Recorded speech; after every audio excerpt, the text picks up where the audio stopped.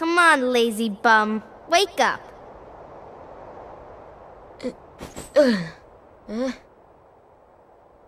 You okay?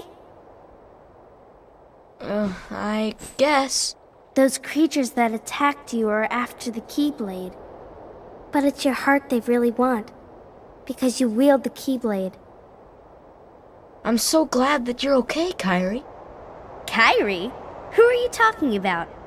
I'm the great ninja Yuffie. I think you might have overdone it, Squall. That's Leon. The Keyblade. Yeah, we had to get it away from you to shake off those creatures. It turns out that's how they were tracking you. It was the only way to conceal your heart from them. But it won't work for long. Still, hard to believe that you, of all people, are the chosen one. Oh! Well, I suppose beggars can't be choosers. Why don't you start making sense? What's going on here? Okay, you know there are many other worlds out there, besides your castle and this town, right? Yeah? But they're supposed to be a secret. They've been secret, because they've never been connected. Until now.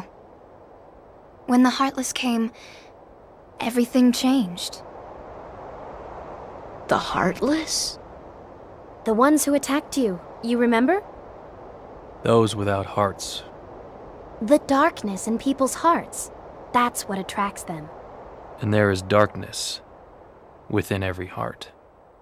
Hey, have you heard of someone named Ansem? Ansem? He was studying the Heartless.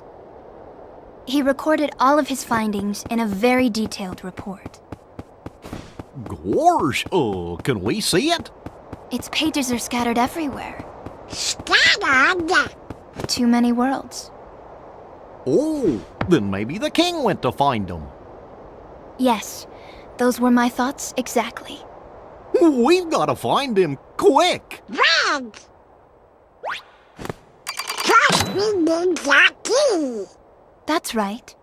The Keyblade. So, this is the key. Exactly. The Heartless have great fear of the Keyblade. That's why they'll keep coming after you, no matter what. Well, I didn't ask for this. The Keyblade chooses its master, and it chose you. So, tough luck. How did all this happen? I remember being in my room. Wait a minute! What happened to my home? My island? Riku! Kairi! You know what? I really don't know. Welcome back to WaterparkRanger's Let's Play Kingdom Hearts. After that lengthy cutscene, the next thing we're doing here is basically... Yuffie has to tell us that the Keyblade can open locks before we can go after this chest for some reason. And within it is an elixir, very useful item there. Now another thing here which is very important, but also quite difficult to do, is first we're going to look at these pictures, which is not hard at all, but you'll see what I mean. Midday Jungle, and this one over here, which I think... Bald Mountain. These actually have significance at different points in the story. And time flies. I'm not exactly sure what that's a reference to. But anyway, that clock over there, you have to kind of hit that yellow pendulum. Just like that guy said behind the counter last episode. Try hitting the clock if we ever stay the night. You have to hit that yellow pendulum. This is going to take a while, so I'm going to cut ahead until I get it there, and then I'll show you when I get it, okay? Alright, I've been trying for a while now. There we go! I'll skip ahead to the next time we hit it. Alright, you have to hit it quite a few times in order to get the reward. I forget exactly how many, so I'm just going to keep hitting it until I get it to work. And I've only hit it successfully once. It's really tough to do because Leon's so close. And I hit it again right there. There we go. Aw. It's a really weird angle that you have to hit it at. You kind of just have to get really lucky. This is a very strange thing. And after you hit it enough times, I hit it a few more times than was shown, you get this treasure chest with the mithril. So that's a really cool reward. And then when you're ready, talk to Leon and just say yes, or I'm ready. And then these guys appear. Go! I like this scene. Sora, let's go. That's awesome. And did you just see an advertisement for hot dogs? I thought I did outside. And Donald Duck is dead. Well, not really. So now my favorite line in the game, or at least so far, don't bother with the small fry. Find the leader. Let's go. I always thought it was really funny how he says small fry like it's one thing, but I think actually the plural of small fry is small fry, not small fries. I'm not entirely sure about that though. It just sounds kind of strange and almost English. It just sounds awkward to me. So these new things are called soldiers. They're a different type of Heartless in the shadow that we were fighting earlier. They take a few more hits to bring down. They also have a few more offensive techniques at their disposal. They really aren't too much stronger though. You can guard against their attacks because they have some crazy flying kicks and stuff. That's pretty much how they attack. But at this point they just take like 5 hits to beat, while Shadows take maybe 3 or 2. So they're a bit more of a substantial threat. It takes more than a combo to finish them off, in other words. They're really only dangerous in groups of, I'd say, 4 to 5, though. Actually, I remember the first time I played this game, for some reason, every enemy was just so threatening. Not so much anymore, especially now that I've been forced to play it so many times.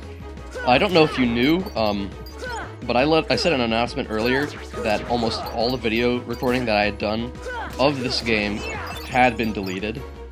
That was not true. As it turned out, it was just the projects that I made, so I had to basically re-edit everything from this episode onwards. Kind of a pain, because if you can believe it, I was able to edit up to Atlantica, which is a very late point in the story. Or at least, considerably late. Once again, it's kind of tough to measure because I'm not that well versed in this game, as I am some others. Anyhow, in the Gizmo shop up ahead that I'm going to pass through, it's a good place to grind. So I'm going to be speeding through the fight so you don't have to watch it, because it's really repetitive, so, well, here we go, enjoy the show!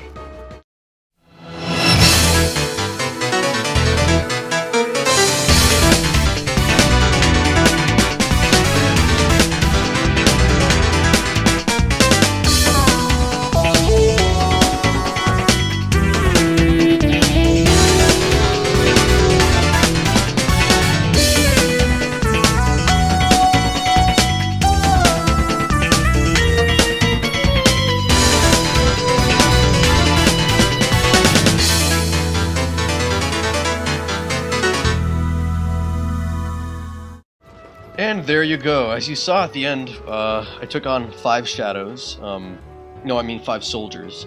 And on Expert, that could potentially be very deadly because they have critical strikes that can kill you quickly. Anyway, most random and lame roadblock there is a ladder that you can't climb because it is apparently too wobbly. So I guess we're just gonna have to wait until a point in the story when that ladder is less wobbly, and then we can get up there. I don't know, I'm sure I could think of a better blockade in games. Like Mother 3, for example, where you can't cross a path because there are a row of ants in your trail. And you might step on them. And over here, actually, is where you have to go eventually. You could probably just go here as soon as you're done with the cutscene for Leon. But I'd like to grind at least a little bit, because trust me, if you're not grinding in this game, it is going to come back to bite you later on. So you want to be taking paths where you'll have a lot of enemies to fight so you'll get more experience. And the more experience you get, the more you'll grow, and then the happier you'll be because you won't be dying so much. Especially on Expert. On Expert, especially early on, you're going to want to grind. Especially for what's going to come up here.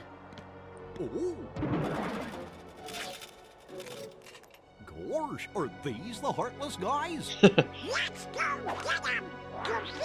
Love his expression. Also, how did that explode? It's not like soldiers have grenades. That is Heartless soldiers.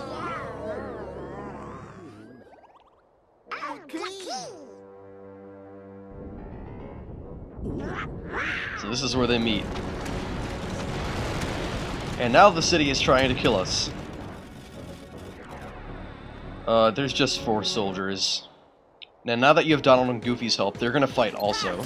And as you can see, they have their own little HP bars and blue magic bars that you haven't yet seen in action.